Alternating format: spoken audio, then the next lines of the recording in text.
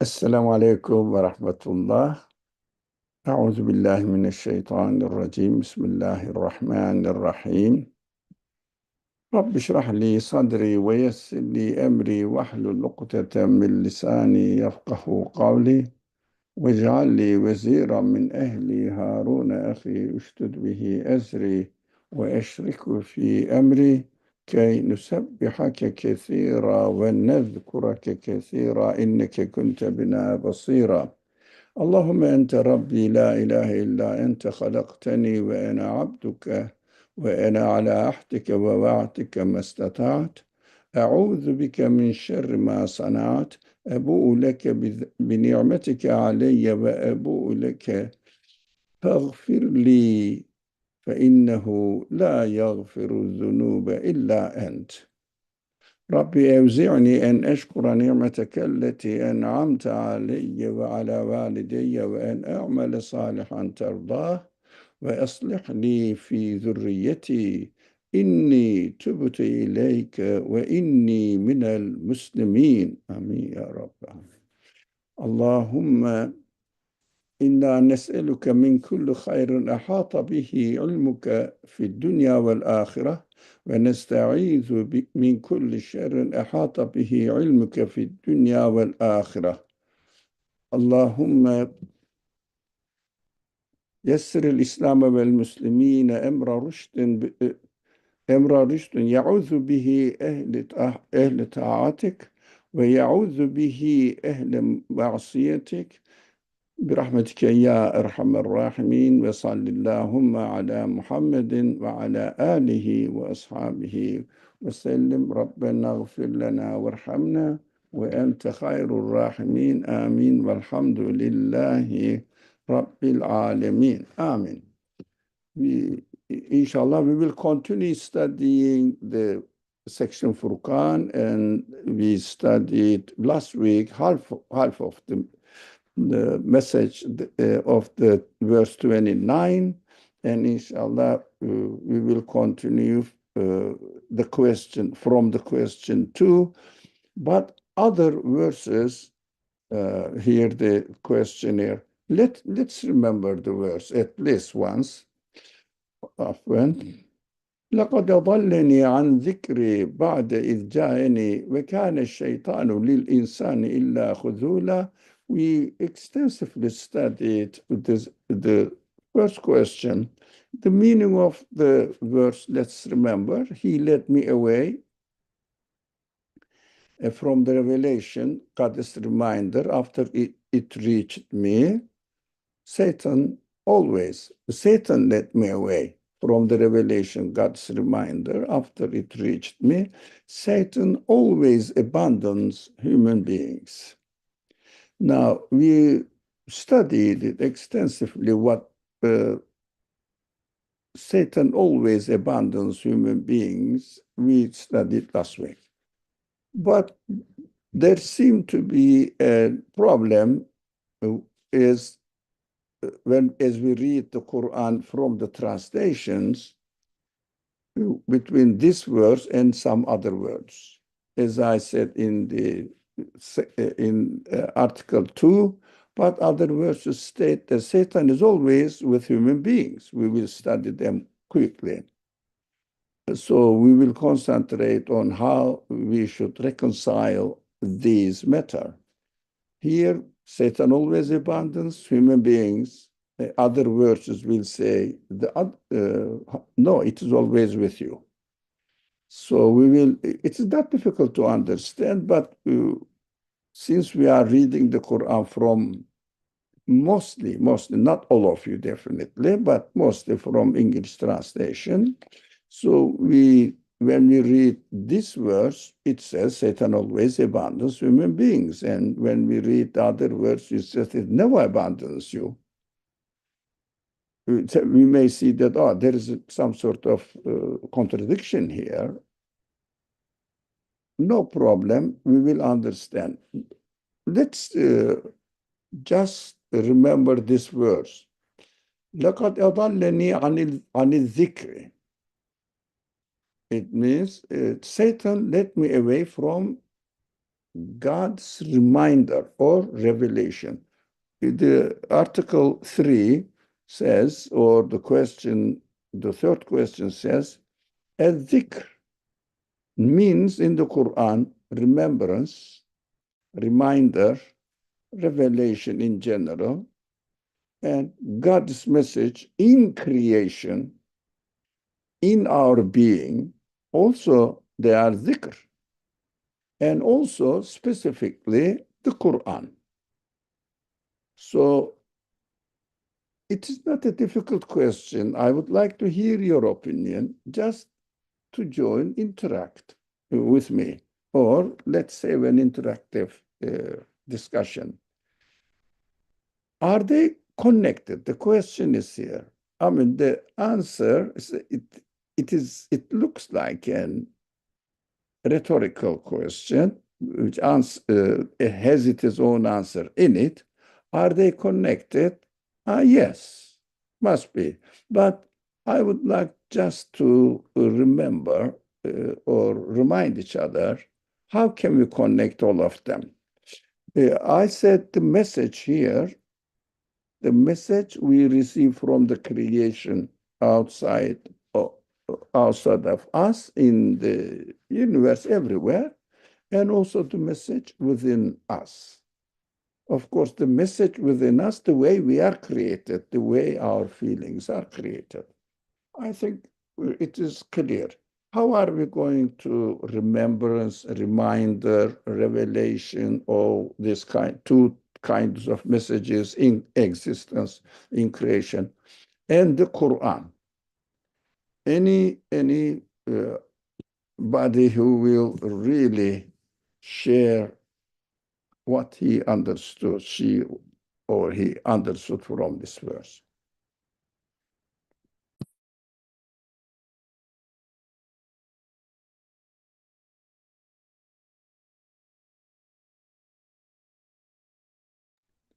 No one is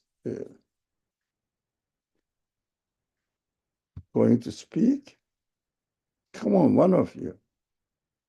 Just go ahead. Reminding and remembrance and revelation to all prophets, the Quran especially, and the message we receive from the universe and within us. Durbano, Are you asking if we can connect remembrance with the previous 2 points about, say, abandoning us and being with always? If you like to talk about it, if you want to share something, although I would like to hear you. Well, okay, I don't know if I'm answering your question, but when I think of revelation being also called remembrance or reminder, the implication for me is that I only need reminders when I forget things. I don't need a reminder to eat or drink water, but some other things, I don't know, filing my taxes on time or paying my water bill, I need to be reminded because they aren't really, I don't feel a need for them. There's no drive. So one thing that comes to me is there is something in my experience or in my creation that has a tendency to forget. And sometimes I forget important things. And revelation is being called reminder.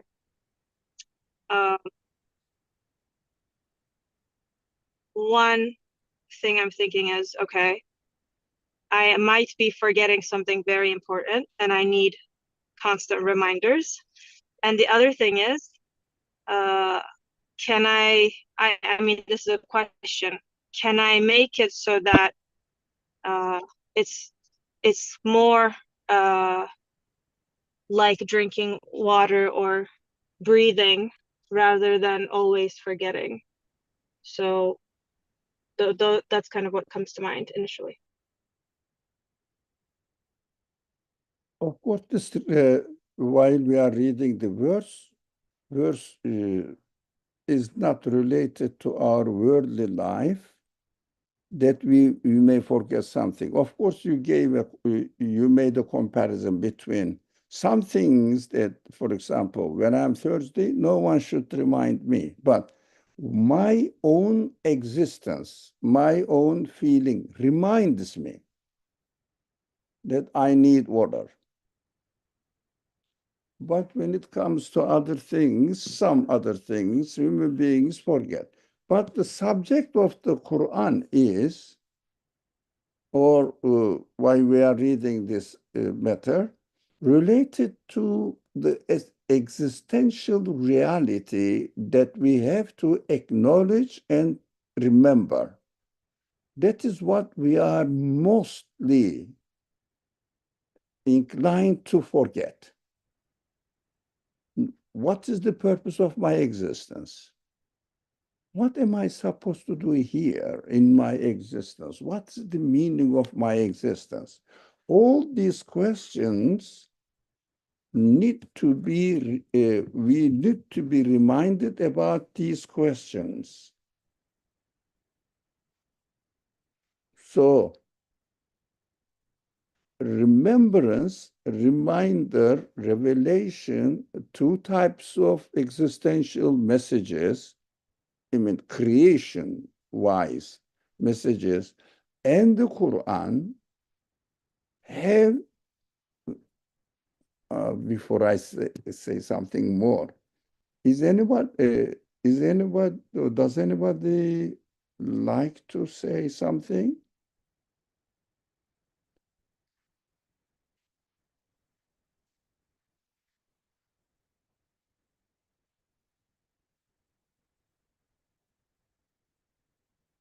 Okay, I will continue. So they all have a central point.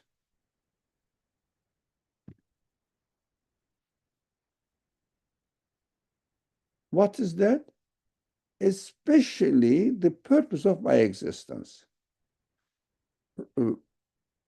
I am, for my bodily needs,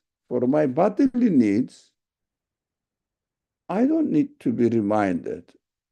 It is the body is created in such a way that it automatically reminds me. God, as if, arranged it in such a way that no one should remind me that I should go to sleep because I am tired. I mean, educating children is different. My body tells me, you are tired, go to sleep. And I should drink water when I am thirsty. They are all arranged. What is not arranged? The meaning of my life. In my bodily existence, the meaning of my life is not arranged. But my consciousness keeps asking this question.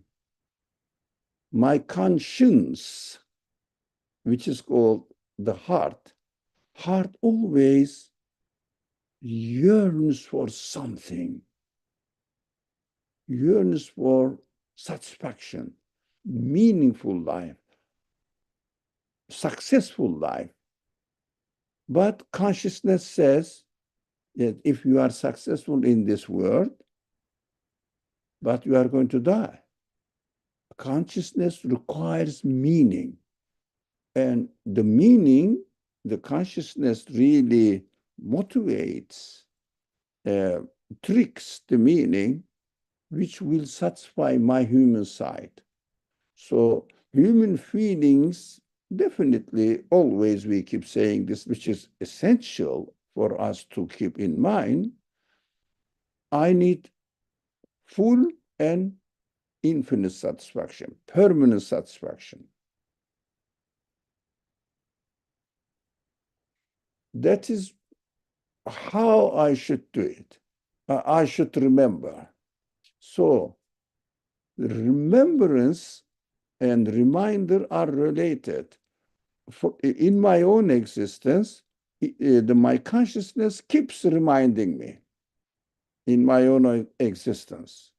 And my feelings, my memory remembers that, yeah, that is the point I have to pay attention to. So the creator of me and the universe, of course, explains everything in the creation, in my bodily existence.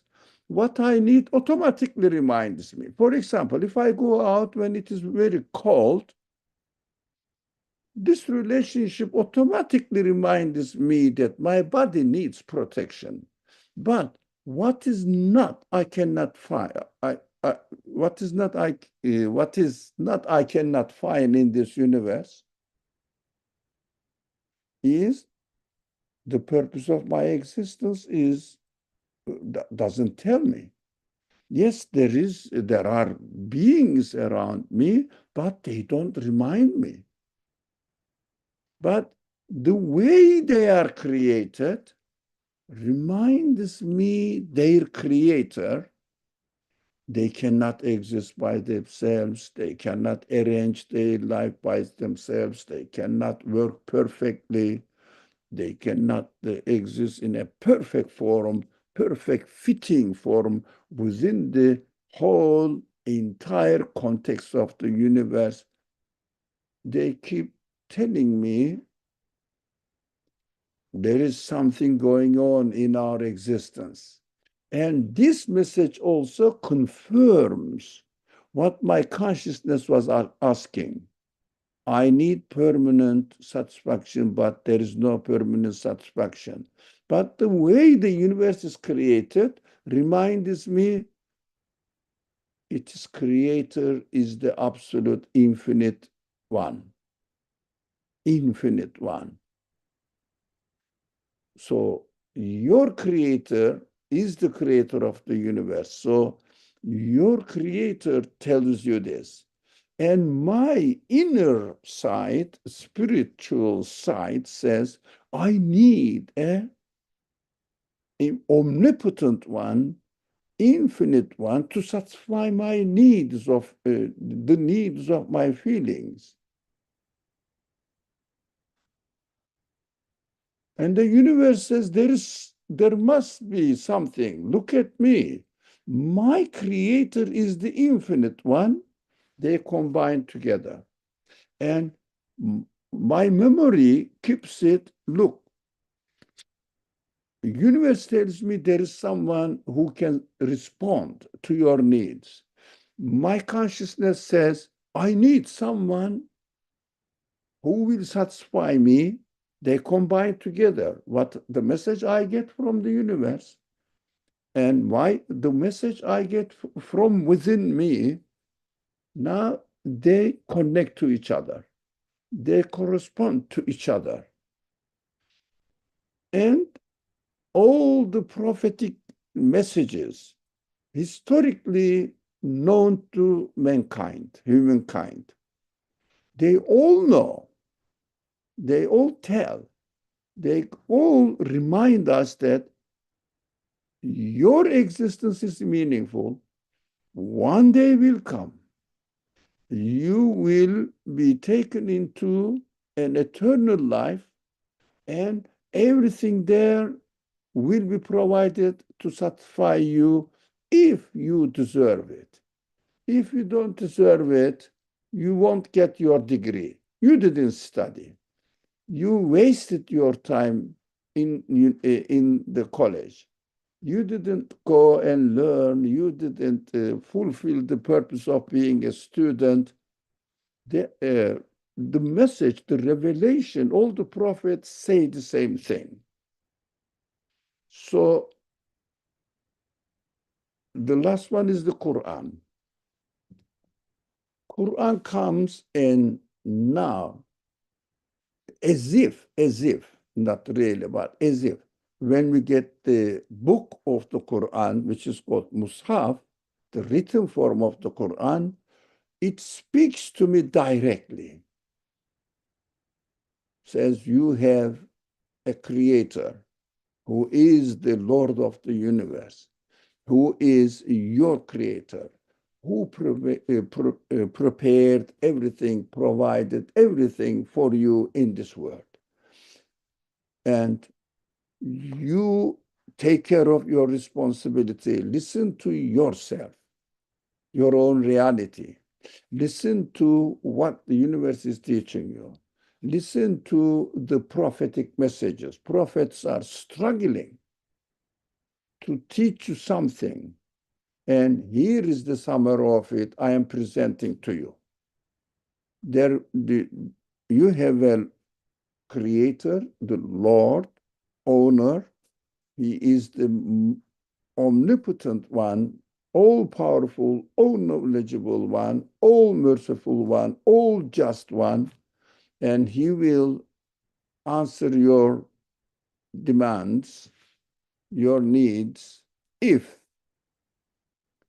you are not ungrateful to him. You don't turn blind and, what is the word? Someone who doesn't hear. Deaf. Thank you, deaf. You are don't turn deaf to them, and don't turn blind to the message that you have in your available to you in your hand, the book of the Quran. So all of them call me to acknowledge my reality, to acknowledge the purpose of my existence, and to guide me, to give me guidance how I can solve the problem and how I can put myself on the right track and make my life meaningful. Plus, the Quran gives, okay, if you accept me, because all these channels of messages tell you the same thing, not different from each other. And if you really respond to these messages in a positive way, I can tell you how you can make your life most pleasurable in this world and prepare yourself to have a pleasurable life, permanently pleasing life in the hereafter. I will give you the guideline as well. Now, I explain to you the reason, but also I can give extra information how to behave in this world, how you can communicate with your creator, and how you can express your thankfulness, your appreciation of his favors to you, and respond back to you in the best way. That's why Quran is a guide. Just but the universe is a reminder. Prophets are reminders and practical examples. My human feelings are mixed with reminder and also tells me partially what is right, what is wrong.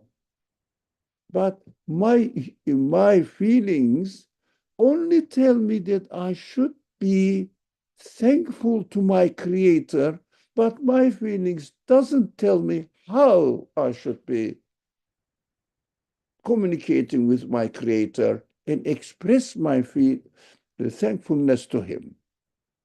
So Quran combines all of them with its extra instruction for guidance, what to do, how to communicate with your creator, how to benefit from the universe, extra information. Prophetic message with revelation represents the prophets and their message, but their message is represented here in our discussion, the Quran, the Torah, the Bible in their time, now the Quran. So, but prophetic message, the prophets show us within a limited time and space conditions. Look, I am practicing this revelation, the guidance of this revelation. So Quran is a guidance, including remembrance, reminder, revelation, the messages,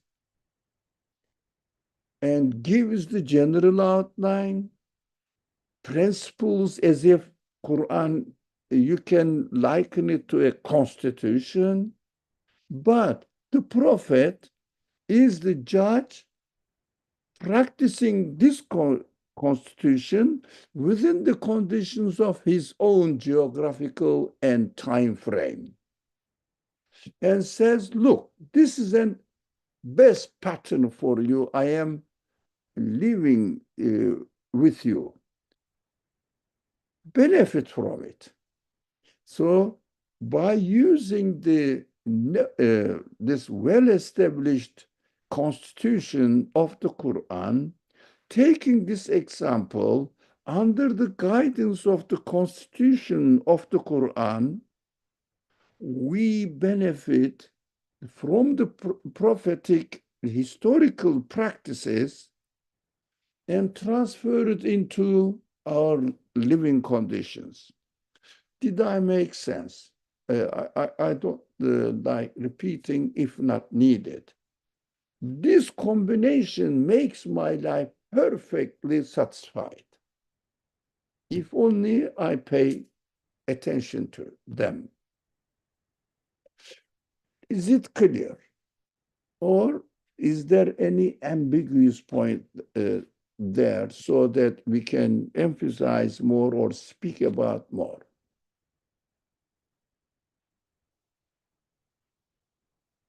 I No? think very clear. Thank you. Thank you very much. Any questions which is not clear? Why the Quran is so essential?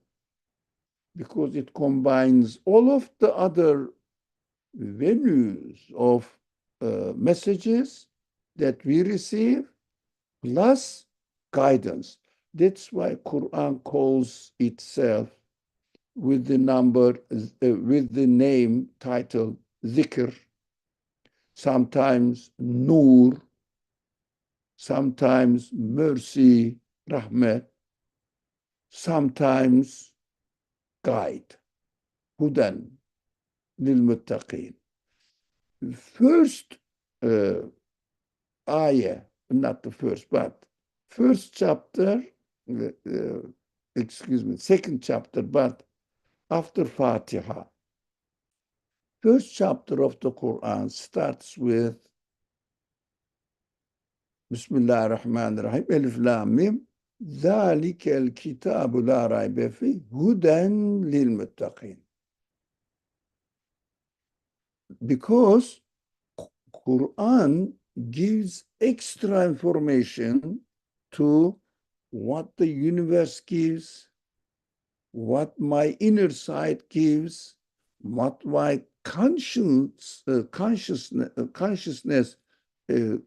keeps me, porks me.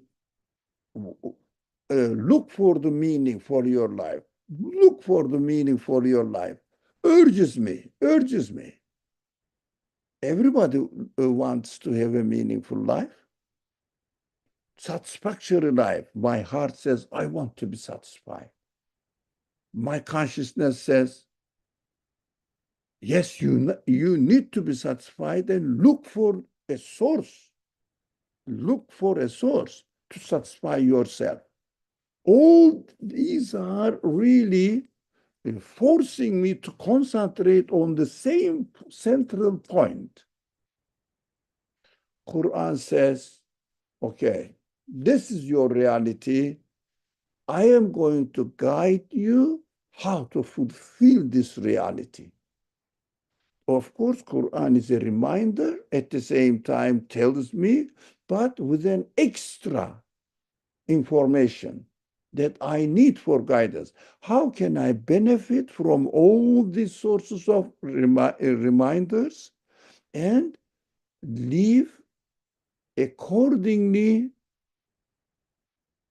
so that I will be successful? Quran says, Hudan lil muttaqin. The meaning of Hudan lil muttaqin is the Quran is a book which is a guide for those people who wouldn't like to follow a wrong path. They take care of carefully, take precautions not to follow the right path. Because, of course, you might, muttaqin, you might have heard that God fearing, I don't agree. So, ittiqa, muttaqi, especially those people or any attitude which pays special attention not to make mistake, not to fall into danger. That is ittiqa. I mean, trying to escape from any dangerous position. That is the really the real meaning of ittiqa. But of course, people speak of God-fearing because if you don't have this consciousness of God, you will fall into a wrong path and damage yourself. Ultimately, the meaning is right, but the essence of the meaning tells us we have to be always considerate people. I shouldn't make any mistake. I shouldn't go on the wrong direction. I should not put myself in danger. This, if you have this feeling, Quran says, I can guide you now because you are careful, conscious of not to make mistake, so that you need a guide to tell you what is right. That is here I am. That is the essence of the difference of the Quran from others. But this difference is not pointing to the same central point. The difference is extra information to fulfill all the other messages in our life, practical life. That is why Quran is after taking other reminders seriously, Quran becomes the most essential reminder, a dhikr here. Any question?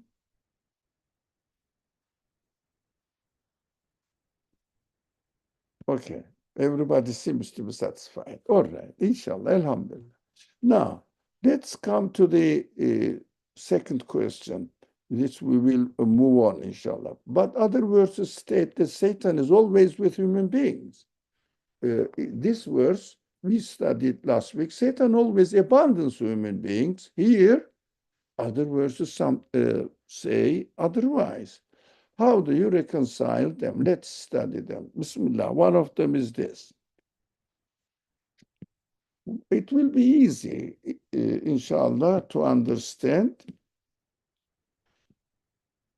This is Zukhruf. I think 43 is Zukhruf. I'm not, I may be confusing. Now, but so, وَمَنْ يَعْشُ عَنْ ذِكْرِ الرَّحْمَنِ نُقَيِّضْ لَهُ شَيْطَانًا فَهُوَ لَهُ قَرِينٌ. Let's read this interesting verse, very interesting. We have to spend hours on understanding and assimilating the meaning within our own spiritual world. Now, But as for anyone who chooses to remain blind to the remembrance of the most merciful, Yashu. Yashu means although your eyes see. That is interesting. Remain blind. That's in other words, ami, umyun. The word is, but Yashu is uh, those people who read the Quran from original text are familiar with it. وَاللَّيْلِ إِذَا oh, that's Yaksha. No. That is wrong. That's wrong. Forget about it. Now, that's another word. I confused. Sorry. That is Yashu. Ashaya. But as for anyone who chooses to remain blind to the remembrance of the most merciful, it means an dhikr rahman, to remember the merciful God,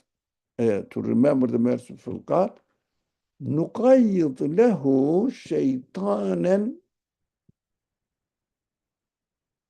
to him we assign an evil Satan, evil impulse. But when we will be careful here. When I choose to remain blind to the remembrance of God, merciful God, God assigns an evil impulse within me, which is called in the Quran, Satan. If I don't remember, let's understand this word. Whenever I don't remember God, it is replaced immediately with satanic whisperings. Now, as long as I keep not remembering God, this satanic whisperings, false understandings, useless purposes, meaningless life become my other self, Karin, very close to you. It means next to you. It doesn't leave you alone. But which kind of example I can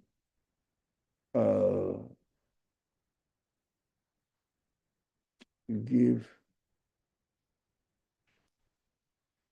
now? For example, let's say in a cup, when you fill water,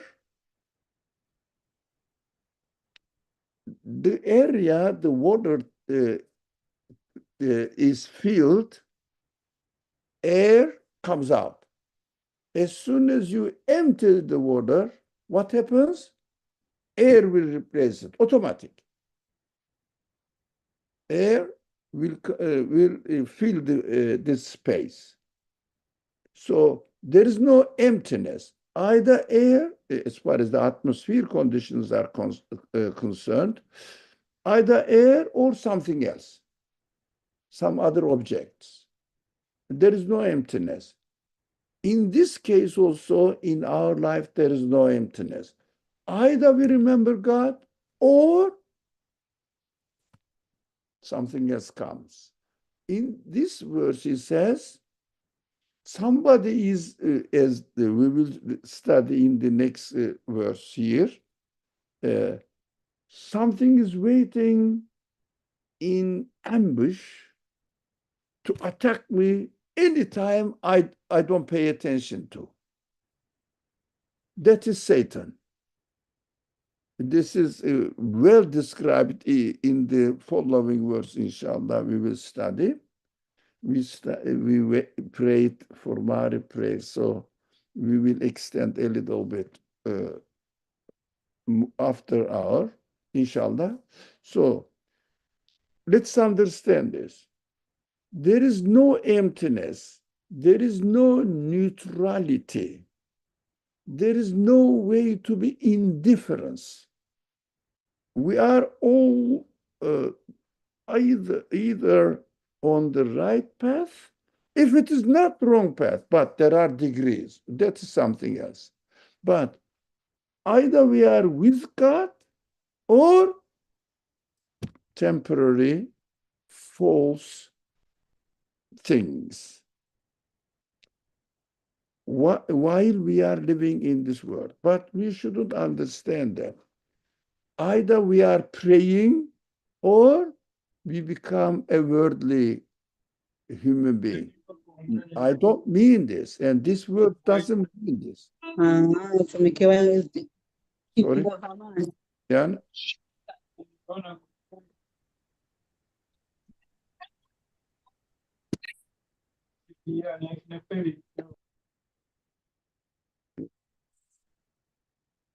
Ziyan, I muted you.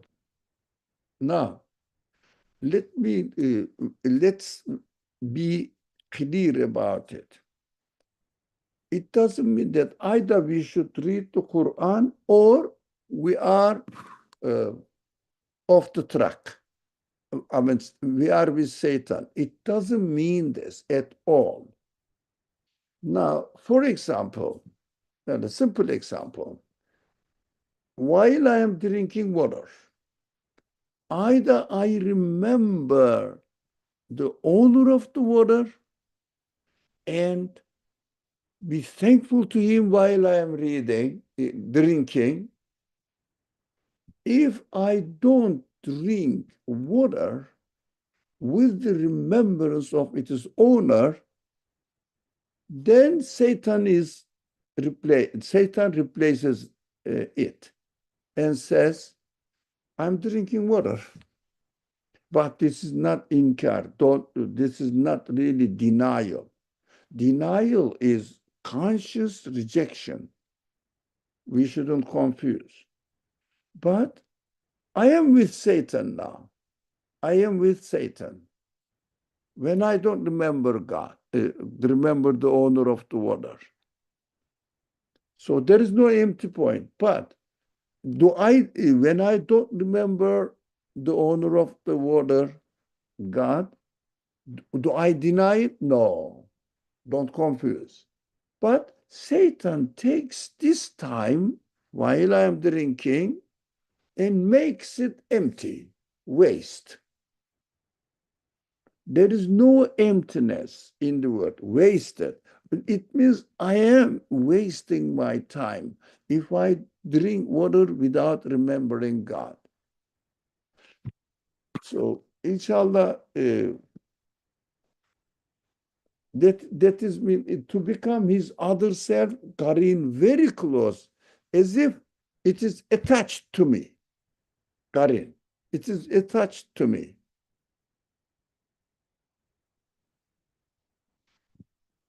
Is it clear?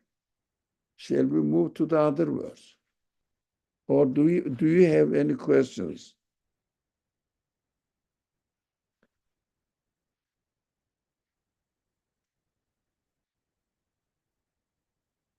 No? Shall I move? Any response?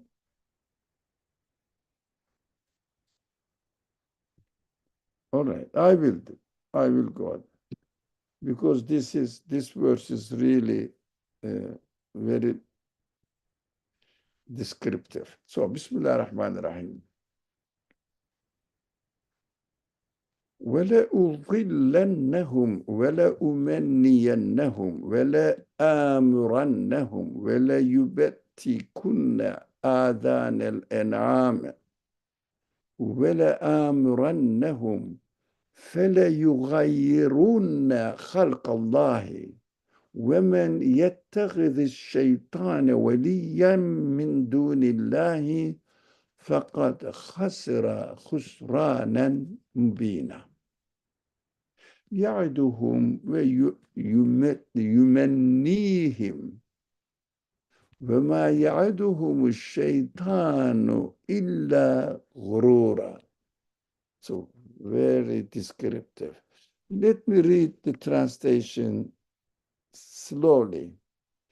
I will certainly mislead them and delude them with empty hopes. Satan is promising.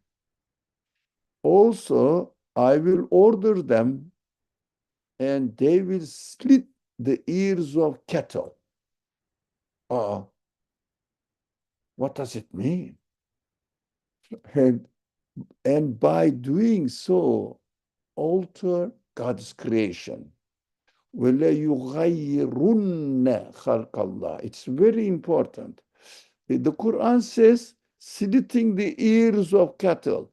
And when you read the tafsir, they give lots of informations which are historically correct, but not related to our present day life. Well, no one really slit the ears of cattle. I don't think so. But it was a habit that time. But this habit represented altering God's creation. Now, that time, they alter God's creation by just splitting the ear. Nowadays, they alter the molecular structure, even DNA, of everything. They alter God's creation. Almost none of our food now is not altered. I don't know if you have any not altered food that we are eating. And pollutions in oceans, in air, atmosphere. Ozone layer has a hole now. Now that time, God gives the simplest example, which is applicable to the time of revelation until the end of the universe existing. That time it was represented with slitting the ear of the animals, cattle, changing it. Nowadays, incredible things are going on. Chemical treatments of everything is alteration. And this nuclear powers, that everything is altered. And these biological weapons are incredible. The seeds of most of the food plants we are eating are already altered. It is so difficult now, not altered seed of any plant that we are eating. We are eating. There are others in the, alhamdulillah, in the forests, but all the food, it was human beings buy, and it is a matter of business with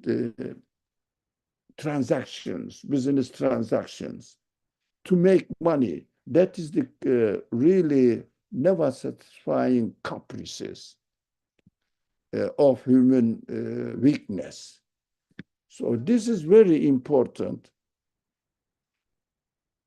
And whoever takes Satan as a guardian instead of God has certainly suffered a tremendous loss.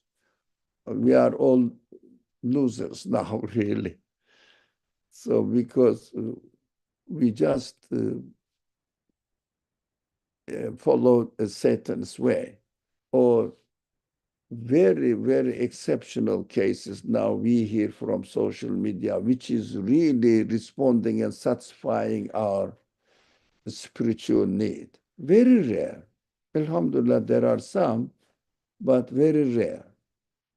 So that is what this verse says. Satan only makes them false promises and deludes them with empty hopes. يعدهم ويمنيهم وَمَا يَعِدُهُمُ الشَّيْطَانُ إِلَّا غُرُورًا. Truly, Satan promises them nothing but delusions. This we understand in this verse that now I will certainly mislead them and delude them with empty hopes.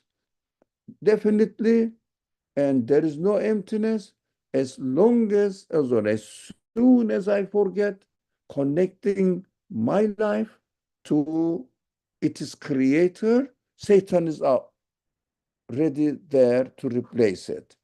No, Satan overtakes, whoever overtakes Satan as a guardian instead of God has certainly suffered a tremendous loss, and this is always with him. Satan is always with us, waiting whenever we forget remembering God. And of course, we studied this. Satan only makes the human beings false promises. That's what we studied in the previous verse here. Here, وَلَقَدْ أَضَلَّنِي عَنِ الذِّكْرِ بَعْدَ إِذْ جَاءَنِي وَكَانَ الشَّيْطَانُ لِلْإِنسَانِ خُذُولًا. In this verse, it says Satan always abandons human beings in a hopeless case. So the Quran is reminding us, that if we don't remember God, if we take a guardian other than anything other than God, and we are in the hands of the Satan. That is what we really suffer a tremendous loss if we don't really remember God consciously. So, inshallah, what we learn from these verses, we should not cheat ourselves by saying that I pray, inshallah, we all pray, and we fast, and we really respect religious responsibilities. That is, we are happy with it, but we should not remember that the rest of our life, we have to try our best to remember God. Whatever the job we do, try to remember the moment we exist, it is because God's grace to us that He created us. That's why we exist there. And why I put lastly, I should explain this. Why I put this fe. Now, fe means here, فَلَيُبَكِّنُنَّ آذَانَ الْأَنْعَامِ وَلَآمُرَنَّهُمْ. Now, when we change, when we cut the cattle's ear, it means change the something, spoil the way the thing is created. Immediately the creation that God realized, presented to us, changes it, and there we will be the one who is losing from the benefit of best creation as God wanted us to have it. But when we want God to change the creation, He says, okay, if you want, I can change it for you. So when you use your free will to change it, it means play with the gene structures. I create what you want, but you will be the loser. So you will lose it. That's what we are physically suffering from nowadays. How about when we change God's creation spiritually? It means for example, what is the word? Distort the meaning of the creation, pointing to the creator, but rather than saying that the things are created in such a way that they are witnessing the qualities of their creator, that is the spiritual side of it. And if you don't attribute the creation, the beings, to their real owner, to the creator, what happens? The beautiful creation becomes or turns into a meaningless existence. So that is also another way of altering God's creation. That is the whisperings of the Satan. If we don't listen to the guidance, inspirations of revelation, immediately it is replaced with whisperings of misguidance of Satan that is represented in the Quran as Satan. So this one is the last verse, last piece of the verse, وَمَا يَعِدُهُمْ الشَّيْطَانُ إِلَّا غُرُورًا. Satan, here it is the last verse, last sentence, truly Satan promises them nothing but delusion, meaninglessness, purposelessness. Satan cannot really offer more than anything else. Just enjoy your life. Forget about the reality. That's what the Satan always offers to us. I think we should stop here now. Any questions? Any concerns?